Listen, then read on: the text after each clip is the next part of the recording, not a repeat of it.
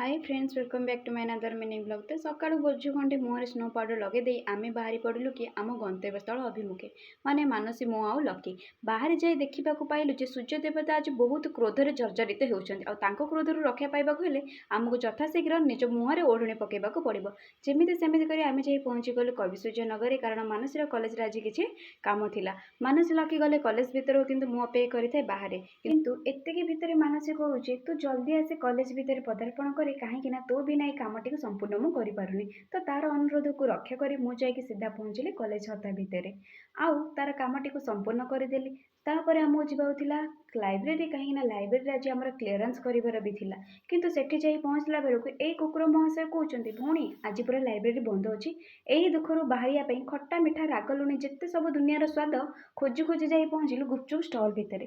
आ मानस जिते जानला जे eighty camera on अच्छी से टिके स्टाइल मारिदेला। तो आज ब्लॉग एतिकी। तो वीडियो भल लगे लाइक शेयर सब्सक्राइब करदेवे। रही नमस्कार, जय जगन्नाथ।